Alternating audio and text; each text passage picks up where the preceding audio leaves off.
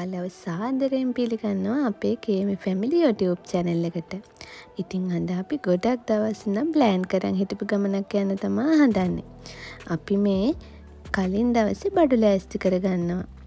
අපේ ගෙදර ඇම්බරෙල්ලා ගහක් තියෙනවා. ඉතින් අපි නම් සාමාන්‍යයෙන් ගෙඩි හැදුනා මේකේ අහල පහල කට්ටියට එහෙම බෙදලා දෙනවා. මොකද අපිට ගහේ තියෙන සේරම කන්න බැහැනේ. ඉතින් ටිකක් තියාගත්තා ඕනම කරන කට්ටියකට ගෙනියන්න. මොකද සීනි තියන අයට ඇම්බරෙල්ලා ගොඩක් හොඳයි කියනවනේ.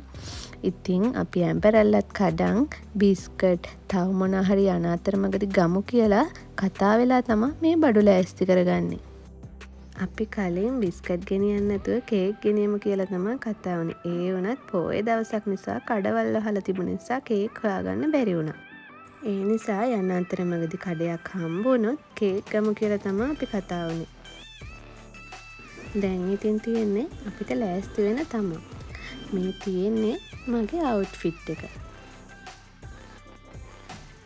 මට ඕනේ දුර ගමනක් යන නිසා පොඩ්ඩක් පහසුවට ඇඳයි යන්න. මොකද මේ රස්නේ කාලෙනේ. ඒ හින්දා දවල්වලදී අමාරුයිනේ තද ඇඳුම් ඇඳයි යන එක. ඒ නිසා මම ෆ්‍රොක් එකක් තමයි තෝරගත්තේ මේ ගමන යන්න. ඒ වගේම මගේ මේකප් පවුච් එක මම යන හැම තැනකම ගෙනියනවා. මට සාමාන්‍යයෙන් මේක බෑග් එකේම තියෙන්න ඕනම දෙයක්. ඉතින් මං ඔයාලට මගේ මේකප් පවුච් එකේ තියෙන දේවල් තව දවසක ලස්සන වීඩියෝ එකකින් අරන් එන්නම්කෝ. දැනට ඉතින් මේ විදිහට තමයි ඔයාලට මේක බලා ගන්න වෙන්නේ.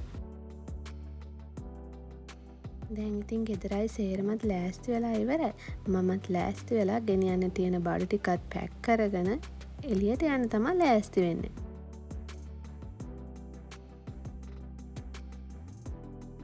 මේ තියෙන ඉතින් මගේ හස්බන්ඩ්ගේ අපේ චූටි කේමි බබාගේ බෑග් දෙක.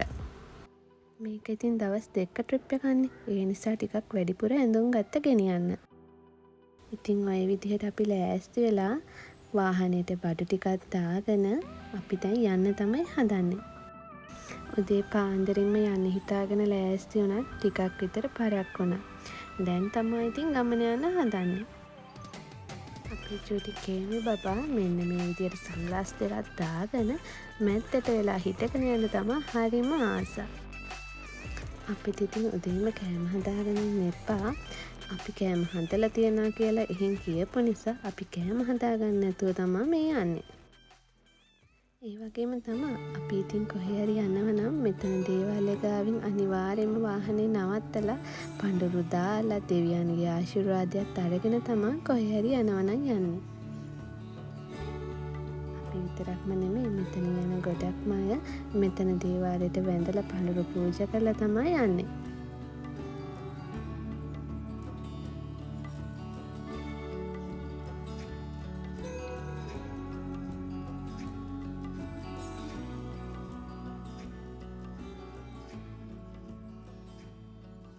දැන් නම් ඉතින් 7:00 විතර ඇති. අපිට ඉතින් ඒ වෙලාවට පොඩි බඩගින්නක් ආව නිසා පාරායිනේ පොඩි කඩයක් ගාවින් නවත්තලා චෝටියට බඩට පොඩි දෙයක් දාගත්තා.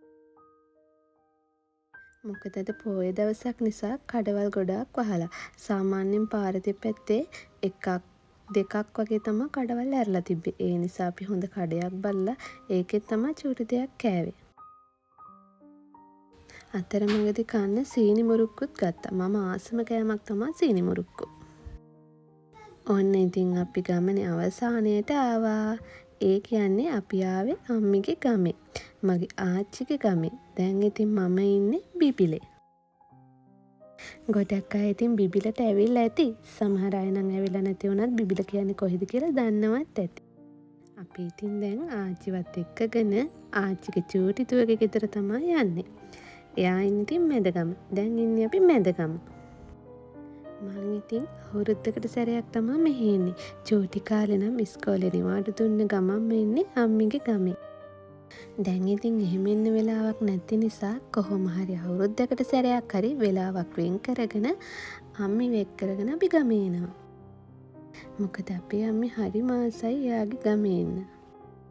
අපිට ඉතින් මේ සංග්‍රහය ලැබුණේ නම් චූටි අම්මිගේ පුතාගේ ගෙදරින්. අපේ පැත්තේ පොලොස් එහෙම අඩුයිනේ. මේ පැත්තේ වල පොලොස් එහෙම තියෙනවා හැම ගෙදරකම වගේ.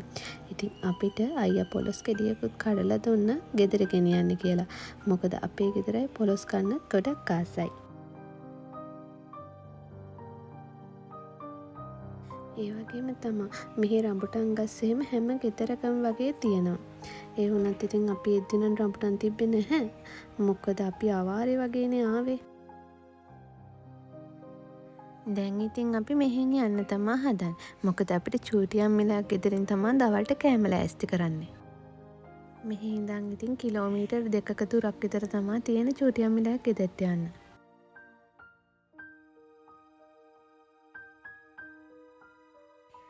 ඔන්න ඉතින් දැන් තමා අපි දවල්ට කන්න හදන්නේ. බලන්නකො මොනවද චූටි අම්මි හදලා තියෙන්නේ කියලා. එයා ඉතින් එයාගේ නංගි එන සතුටට නංගි ආස කෑම ಜಾති සේරම හදලා. නංගි කිව්වේ ඉතින් අපේ අම්මිට. මෙතන ඉතින් මාත් ආස කෑම ಜಾති නම් තියෙනවා. මඤ්ඤොක්කකොළ. මං ඉතින් මඤ්ඤොක්කකොළ ගන්න ගොඩාක් ආසයි. ඒ වගේම තමයි කව්පි මාළුව කන්න. ඉතින් දවල්ට අපි මෙහෙන් කාලා හවස් වරුවේ අම්මිගේ අක්කගේ ගෙදර යන්න තමා හදන්නේ. මොකද අපි දවස් 2ක් විතර මෙහෙ ඉන්න තමා ආවේ. එහෙනම් මං ඊළඟ vlog එකෙන් අපි ලොකු අම්මලා ගෙදර මොකද කරේ කියලා අරන් එන්නම්කෝ. ඉතින් ඔයාලා තාම මාව subscribe කරලා නැත්නම් දැන්ම subscribe කරලා තියාගන්න කියලා ආදරයෙන් මතක් කරනවා. එහෙනම් අදට මම ගිහින් එන්නම්. ඔයාලට සුබ දවසක්. පරිස්සමින් සතුටින් ඉන්න.